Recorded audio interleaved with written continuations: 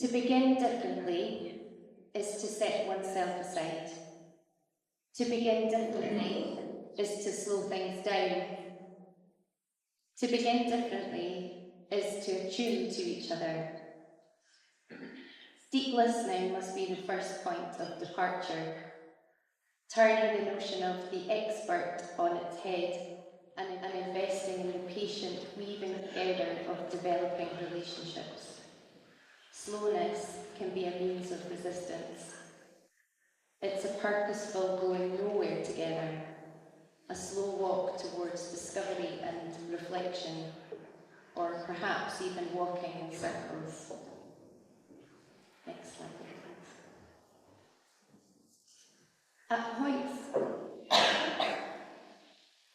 At points it may involve a slippage into chaos, confusion, conflict, turmoil. The patchwork of critical friends with diverse intersectionalities, lived experiences, embodied knowledges must be given space to unfold. Quiet voices must not be parked or spoken over, but must become form. A negotiating of difference and finding a coherent way through. It means beginning with care.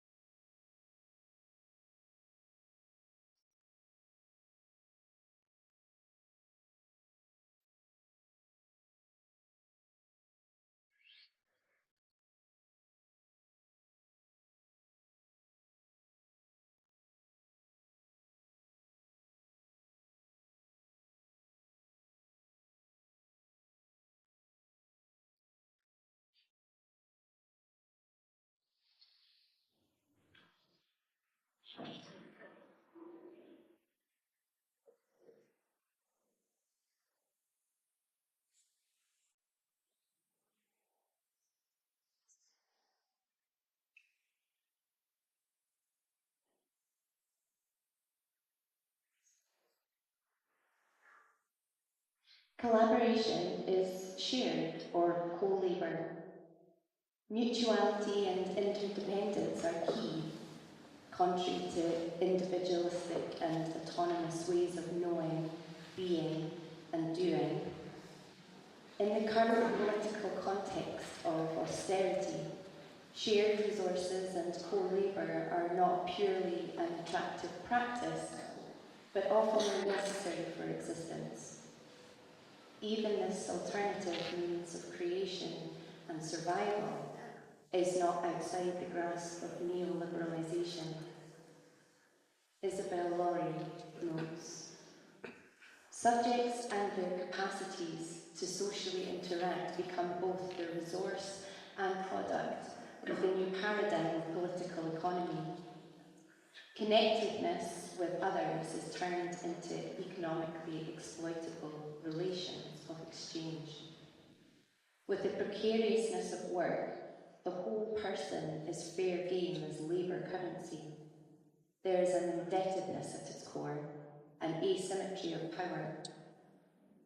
What if that connectedness and communicative labour are used as a means of resistance, a reclaiming of precarity in the name of collaborative creativity, social action, and justice?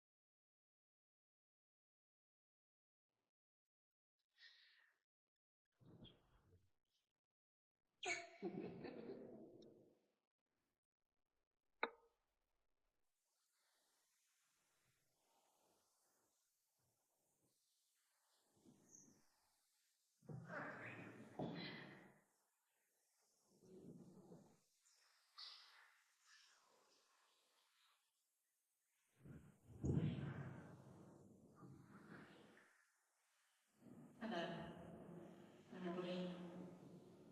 My name is Sally Labern. This is the first drawing performance that I've ever done with Rebecca. We hadn't set out with that intention, but it felt like the right thing to do. And actually, before I explain what I do and how we came to be connected, I was very mindful as I was sitting through the last presentations that over the last 2 years, I lost my entitlement and privileges to being able-bodied, and for most of that time was, either in bed or on crutches or hospital or one place or another, and just how complex that is to navigate in respect to the fact that some people are managing these complexities all their lives. And now I never really think about this because I know her so well, that my mother is blind, and those kinds of considerations in everything that we do together now completely reframed. I have been working as an artist activist all my life, since I became politically conscious, which is probably as a child. And I now run a kind of co-lead, if you like, with residents on 2 social housing estates in East London, UK, project which uses drawing sometimes within its capacities, within its structures, but also connects to performance and curatorial practices in several spaces that we have made manifest with local people on these two social housing estates. And a few years ago now we began a project looking at daydreaming and whether or not daydreaming was a sacred space, whether or not capitalism had managed to appropriate that space. And always these works which are taken co-curatorial spirit are not things that as artists we have the answers to. So we begin in the same place. And indeed in the project that we're about in the middle of, the developmental stages of, it's the same thing. And that also requires some discipline on behalf of the so-called professional artists to slow down, to not take up more of the reins than is actually acceptable within a co-production way of working. And it requires us to step back, in fact, so that lived experiences can actually come into a porosity within a process of care in the way that we work together, so that this idea of cultural democracy is led by cultural equity, which comes with its own complexities because we bring with us a whole load of baggage of what that is. So again, slowing it down so that even those considerations become reframed.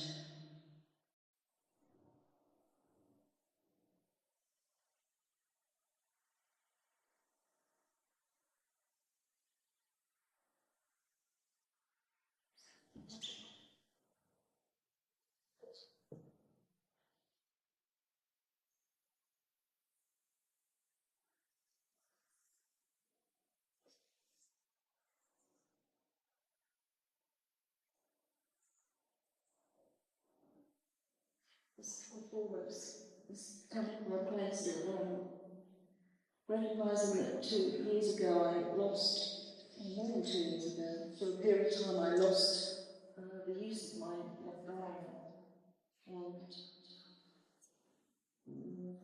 kind of went into this really strange place of self-harm in order to deflect nerve pain.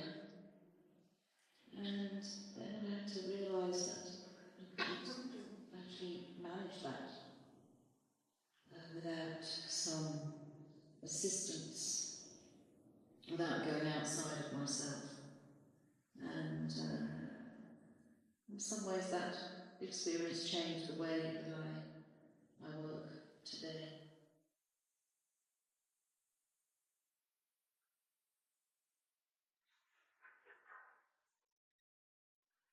How did you experience care during that time? Who cared with you?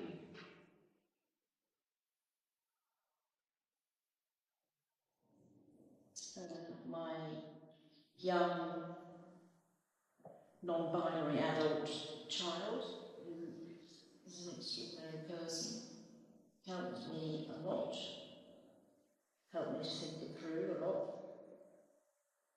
And I located a blind physiotherapist. Actually, I didn't know he was blind at the time. It became obvious on our first session together.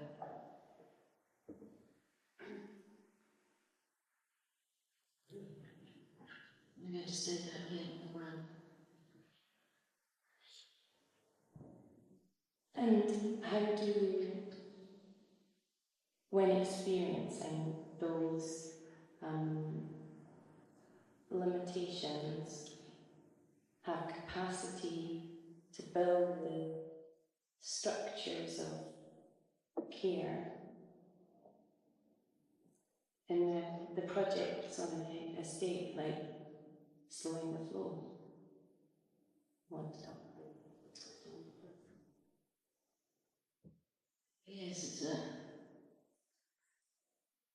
it's a good question, because I actually don't know how I do that. Other than part of it is I've been doing this work in this way for so long that it is in the body. So there's a lot of tedious grant making that has to be done, whilst resisting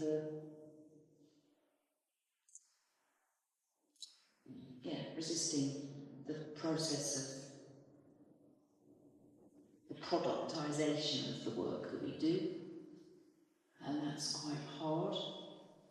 And I do it by still creating opportunities to do project space. And during one of these periods of time where I couldn't do the physical working myself, I co-produced 6 months of work with another artist who took up that space, where I worked with local women, diverse women that I've got to know for 10, 15 years, who live on those estates, for them to come together as a group of critical friends for the artist to think about trauma-informed practices, which is the other way around than is normally thought about in terms of critical friendship, because critical friendship is usually the expert,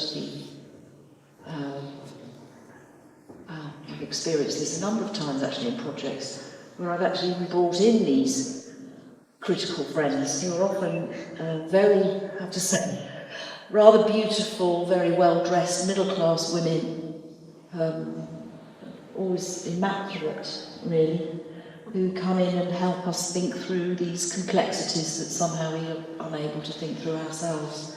I'm not suggesting that they don't bring some great insights, but this way round is different because it creates a space for just a very rigorous space, actually, where people feel, because I know them, Rebecca, that they trust me. They trust me enough to come and get involved. There's a lot of work to get those women in the room because they've got multiple challenges and barriers in their lives to actually get in that room. But we do get together, and extraordinary exchanges are had, and they are very different than the ones of the immaculately dressed critical friend. And actually, that you could say that there is a manipulation. I don't think it's a manipulation. I think it's kind of foresight, and it's a kind of planning stage for the slowing the flow. And those women are involved in thinking about that. So those women come together to actually think about how their experiences and their connections with other parts of the world, where they all have connections, deep connections, how those stories between their experience, their lived experience in the UK can actually shape the process of thinking about climate change, and within the context often of war, of extreme conditions that have been created not by so-called nature, but by controlled impoverishment of communities, of extraction politics that deeply affect communities in other parts of the world.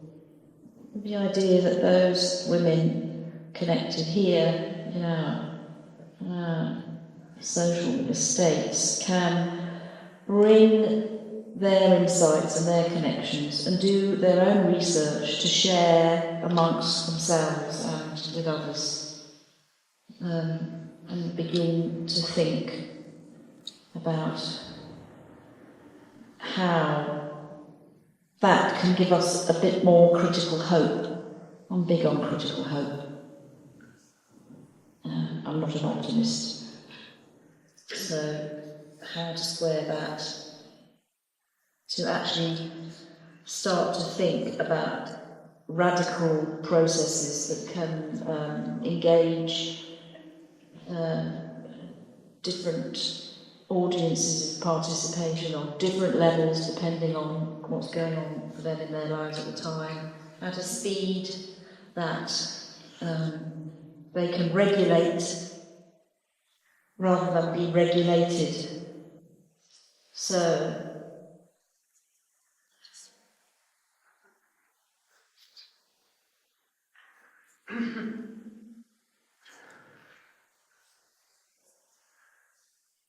it's in the development of this new way of working, which, you know, also includes thinking about the flash floods on the estate and the droughts and these symmetries in far more extreme ways in other parts of the world, that we start to think about different forms of engagement. So, for one of the women involved in this co-curatorial process, Ramatula, she has a pot within her family that holds personhood.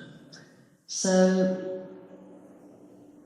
how we think about placing that with her at the centre of our project, without instrumentalising that experience and that knowledge, does require a slowness, because one can become instrumentalised or become the person that instrumentalises or the structure that instrumentalises very easily without actually even knowing it's happened.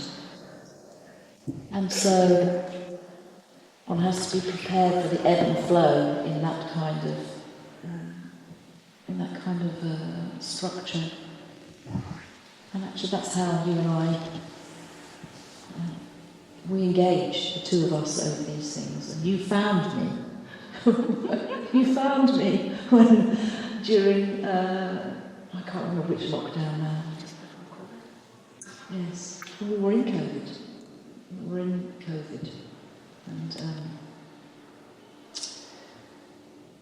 And you said, let's do some work together.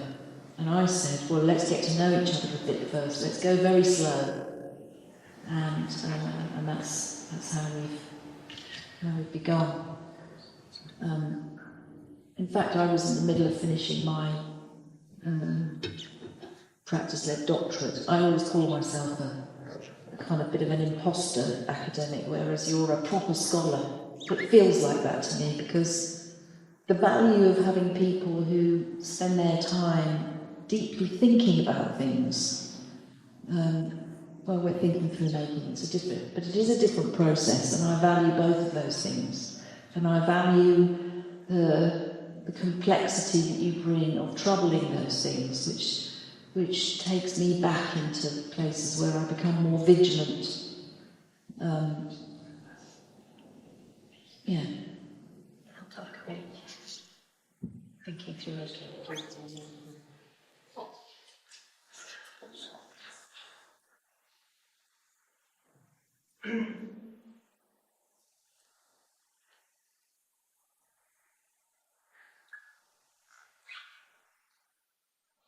This is thinking through making. Material engagement theory asserts that we think with and through things, not simply about things. In the context of archaeology, Malifrus, forgive me, calls this creative thinging, the merging of mind and matter in a situated activity. During the process of making, a middle space is created and occupied, a conflation of brain, body, and culture. Ethnographer Victor Turner used the phrase betwixt and between when describing such a middle space, which he also writes about in terms of the concept of liminality. The liminal experience is demarcated by stepping outside the usual structures and routines into a space of ambiguity and exploration, with no expectations other than to be fully present. It's a process of allyship, of lateral solidarity, and needs to be a place of trust and codependency that can become only through time and entanglement. Time behaves strangely in that space. To think deeply, one requires time to slow down. The onus here is often on the artist to do this labour.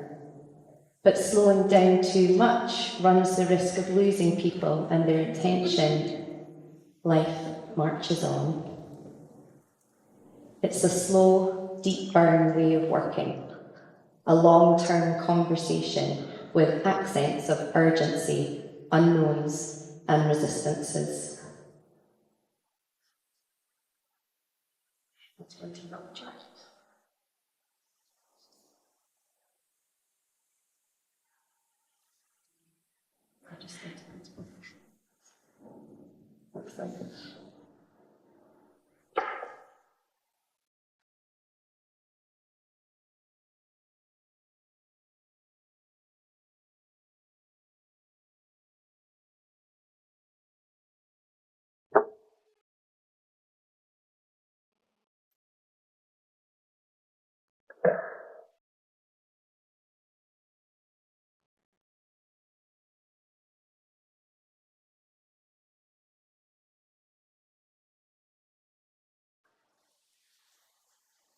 I'm just thinking about this, seeing this film, thinking about, as I often do, means which are highly creative and have what performance artist Sandra Johnson would call the possibility of repair, which doesn't actually necessarily mean that you go into that space of repair. In fact, sometimes it might be a recognition that something cannot be repaired. And that's kind of a place I've been in many times, where there is this perhaps a need to dismantle everything that is structurally around you, even creatively, in order to reuse those parts and think differently about how I move forwards. And I guess that's that relationship between working in spaces of what I consider to be deep listening and deep collaboration, and the kind of freedom that comes from acting without permission, which I think for artists working in this way is actually really important to mirror. I'd say I do that quite a bit, and I never do it. I should never say never, but I don't think consciously I've ever done it with the intention of setting out to do it. It comes upon me, and I never know when it's going to come, but I actually have to act on my own without permission in relation to the project, that I might share that with people that I'm working alongside, so that actually, in a way, that it gives them also permission, because we have to give each other permission, I think, in a way, to be braver and to act collectively to change the way that the world is. So this film is actually a piece of testing out whether or not the reuse of already used 16mm film for scratch, stain and loop work could be a place where this group of women and I work together in ways that free us up to create films in a much looser, deeply physical, object-based way, and using some of the experiences that have already been, that are already manifest in the very place, the very environment of the estates. So the droughts and the floods, and also taking on some of these testing out of processes.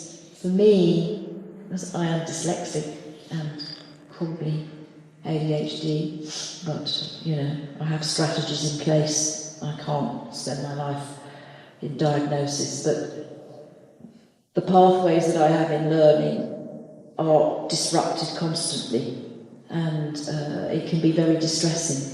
And to take myself into those places where others around me are steaming ahead on those processes, but to know that actually it's then my job to be able to help facilitate those processes with people who've never gone into this kind of a space.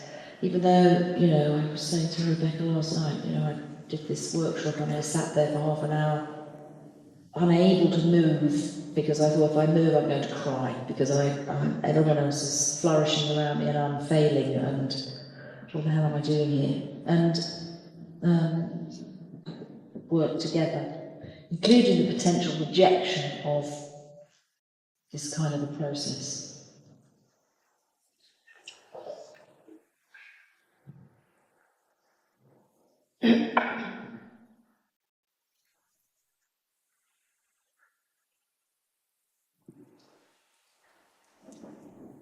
Commitment to making and holding these spaces is a form of resistance and resilience building, as well as care.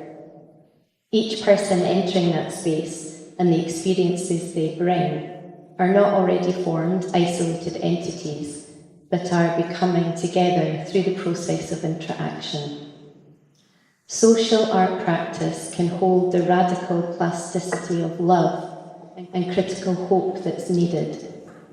Artists can exercise their power of advocacy to bridge ecosystems of funders, organisations, museums, conservators, communities, practitioners.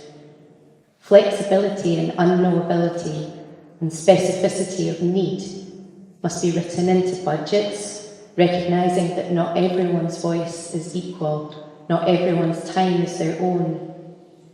To value intersectional voices from the project's outset through validatory and equitable remuneration and support in order to iteratively shape and respond.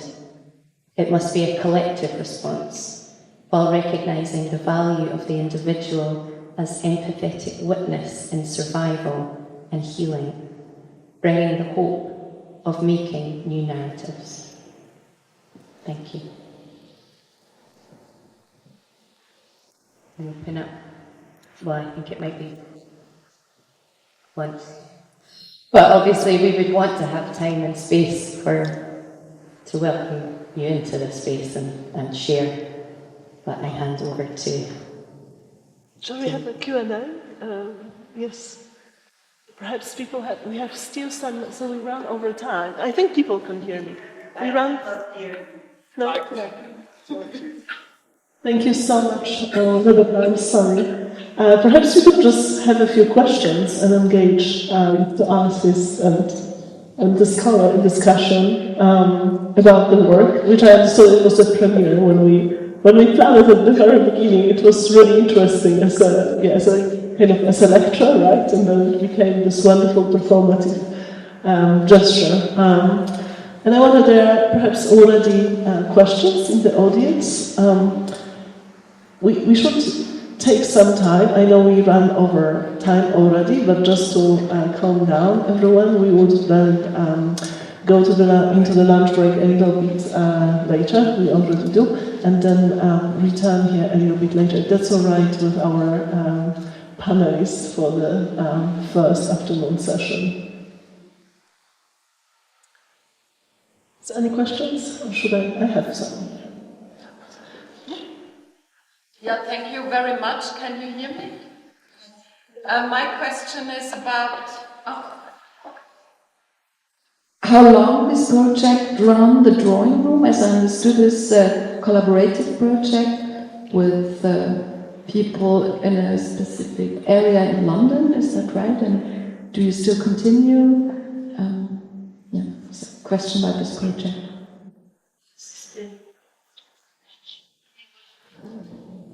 Will have been running in different kinds of ways, actually, for nearly 15 years. In very different kinds of ways. Because it began with the development of a mobile drawing studio and a print bike and materials in the commons and the public typing pool and at the moment the public haybox, which is inspired by development of the Frankfurt kitchen, which is the very first fitted kitchen that was designed and fitted in Frankfurt in a social housing estate in 1926 onwards, and held a haybox cooker, which is a residual heat cooker, actually within the form of that first fitted kitchen, which tells you something about the connection to the commons and the land at that time within Germany. And those kind of things are very interesting. To me, there are different people I work with within the drawing shed, including the residents. The projects are complex, but some of them, like that one, are rather joyful in the ability to make connections with the food store, which is looking at food and fuel precarity of a growing number of people across the world, quite frankly, but certainly in the UK. It problematises the fact that we have a very wealthy government, a very wealthy state that leaves people to self-organise, actually, in order to feed themselves and heat their homes and look after their children. I wouldn't say always that the drawing shed's work is that highly politicised. There's a lot of poetry and disconnect, but very often there are underlying things that we are looking at. Years ago we did performances using Twitter before it became X as a performative space where we would create scores and relationships with radical poets in order to use that space as a place to develop shared writing, which would then translate back onto the estates to take over the signage, where we would print rather extraordinary images with residents that would take over the entire series of signs which said don't do this and don't do that and don't do the other. So we created a very different environment of care and visual care actually within those kind of the signage that hold quite violent positioning on the paternalisation of the local state in relation to people who are living in social housing. So there's been a complexity. I've done other work looking at Stranger Neighbour and learning a lot from Skylark and the mile-high space that those birds take in understanding the difference between a stranger and a neighbour call so they can protect their young.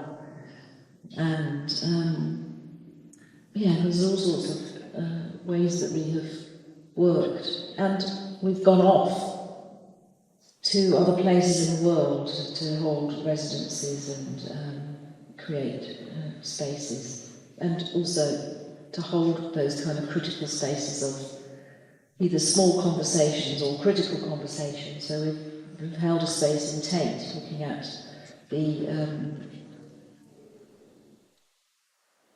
the responsibility and the power of some people in the world to control and hold light, whereas for some people they have no power over light.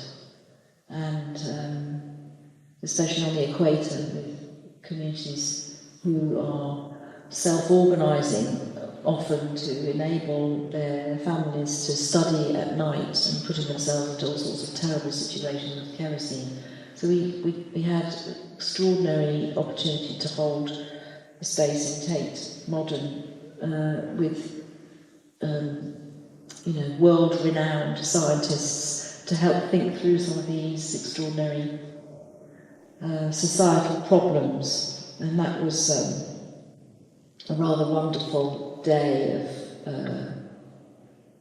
interrupting those hugely extraordinary debates around physics and the physics of light with actually, let's go to this place in the world and see how people are organising themselves to have that affordability of light, which you're all talking about in the most beautiful, abstract way, and with beautiful physics and beautiful diagrams. But yeah, it's often a balancing of those kinds of things that we do.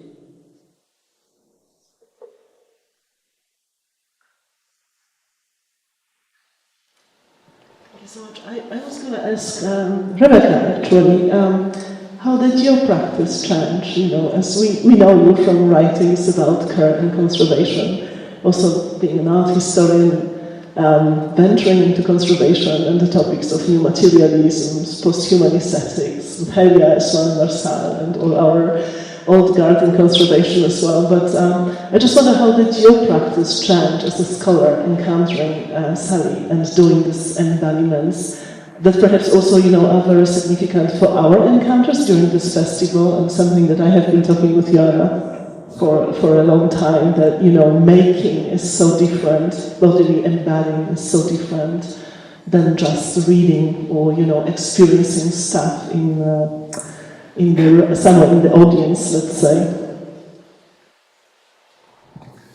I think that's at the heart of it, really, is the fact that when you come into contact, those encounters with people and ideas and situations, you are changed. You are both all collectively changed, whether you know it or not. And so I started thinking about,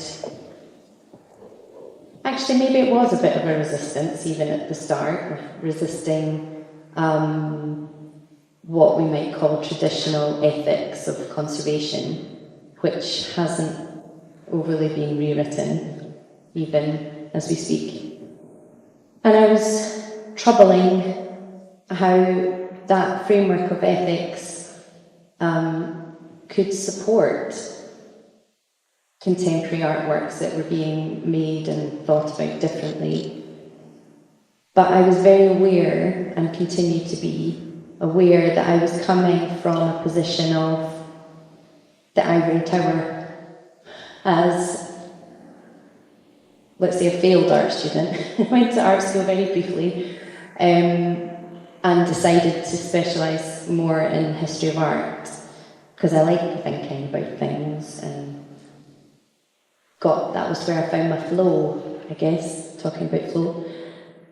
And thinking through authorship, and I think that's what initially brought me to you, Sally, and extended that arm, and wondered about an encounter, and from that point, and it was percolating before that, I think it comes back to, what Sasha was saying about, I was getting frustrated at the thought of themes, and